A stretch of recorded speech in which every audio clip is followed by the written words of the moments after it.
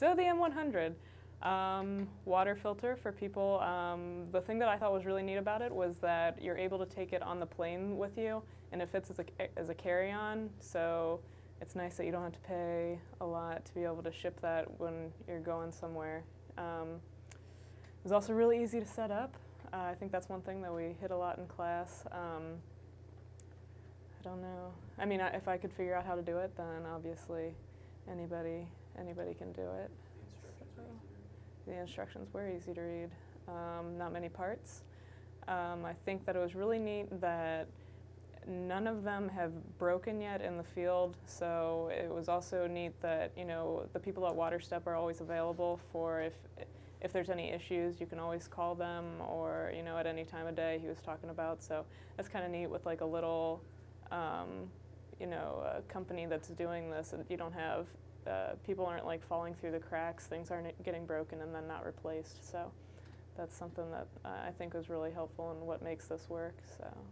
Dealing with the M100, I believe that it is a great tool, and for how inexpensive it is and sustainable, I think it should be implemented more. And it kind of frustrates me, all the hoops that we have to jump through just to get it approved for domestic use. They haven't patented this idea or anything, and anybody can use it, and yet no corporation or anybody has wanted to put up the funds just to get it approved for use in the domestic sphere, which would solve a lot of problems. It's inexpensive, and it would bring a lot of places, even in America, it would give a lot of places that have to buy bottled water, it would give them clean water. I know there are a lot of people that get lake water and things, they don't have a public source that they get water in, and it would be a lot cheaper than the huge buildings that they have to build in some cases to purify their water. The M100 was super easy to set up and very easy to use. It's sustainable. It can provide thousands and thousands with water daily that's clean, and will keep them from getting sick and the children from dying.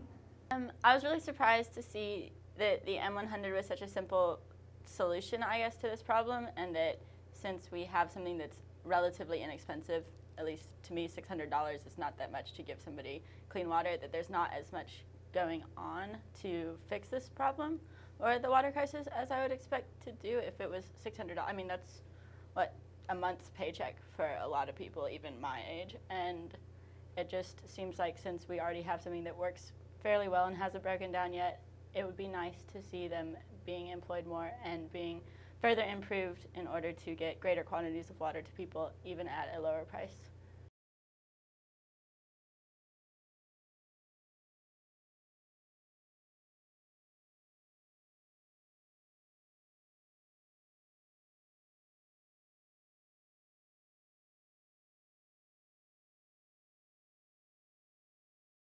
So one of the things that we talked about in this class is the bottled water and how it's kind of become a cultural fad.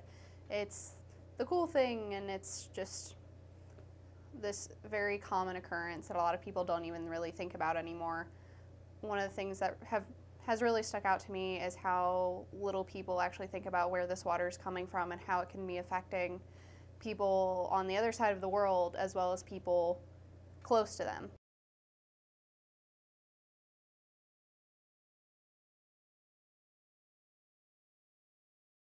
I don't drink a lot of bottled water as it is. That's mostly because I'm cheap, but yeah, I think that I'll become an advocate for not drinking bottled water. I've talked to my family about it, which is about as far as my influence goes, and they have agreed that we're no longer going to be a bottled water family.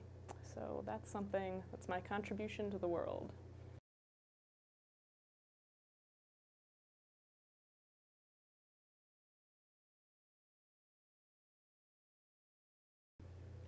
And with the water bottles, I think it's a really good thing that people are starting to use more sustainable glasses, like the Tervis tumblers, or even just the cool cups that they sell at Walmart for like $4.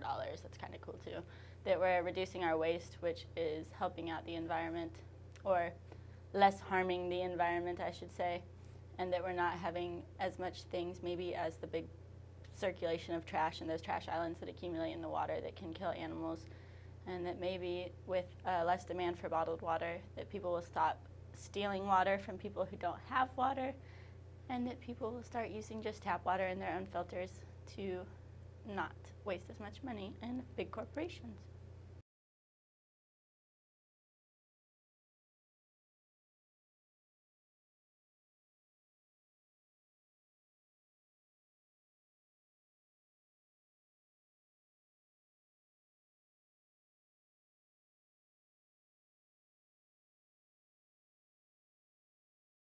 I definitely think water is a basic human right, and it's definitely a social justice issue, and it shouldn't be sold for profit. I think corporations need to take the responsibility of the damages they're doing to our environment by draining all this water and putting it in plastic bottles, and then let's not like the whole issue with plastic and using it, but I think it goes a level beyond just water. Most of our daily products are put in plastic bottle, so I think it's definitely a lot bigger than just water, bottled water, and it's going to take, I think it would take a huge movement to actually change anything or change corporations. Corporations are not just in one. Like Coca-Cola is not just about sodas, it sells so many more other products that if we really want them to be socially conscious, I think it's going to take a lot more than just protesting and lobbying. They just get money from everywhere. It's really hard to take down, I personally think, a corporation. And I know if you get enough people, like, you can try making a change, but I just feel like I'm too little and like it just can't happen. I just think corporations are way too big to take on. But I definitely think there are people out there that still will try, and like people in corporations that as long as you just have a different mentality and you fight against it, you can try making a change. But I think that's the key, is people just get tired, and you just have to know like your own beliefs and stick with them. I don't believe that selling bottled water for profit is the right thing to do. I think water is a human right to everyone, and when these corporations that take water from countries and places, from people that really need it, and take it to people that really don't need it, that can get it from the tap, I think that's wrong. And I think that corporations need to take strides to be more responsible for their actions.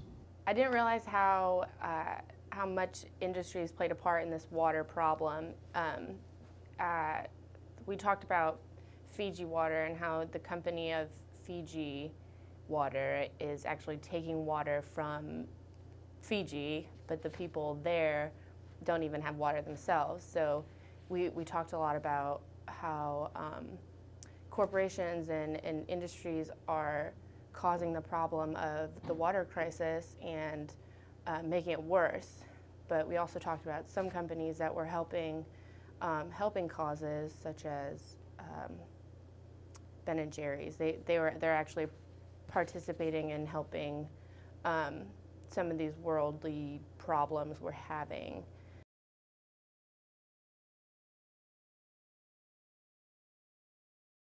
I came to Bellarmine from Tampa, Florida, and one of the Nestle plants is about 50 miles away from where I live, and there's been a big problem with sinkholes, which we learned that some of the groundwater that they're taking to fill up these water bottles that are going all the way around the country is actually causing these structural problems. And after seeing the tropical storm that went through home, I really kind of understand more about how all of these problems kind of connect, even though a lot of people don't necessarily see that. After the tropical storm with all the flooding, there were a lot of problems with sinkholes. A lot of people lost their homes and lost their livelihoods. So it's not just everywhere else in the world, it touches at home too.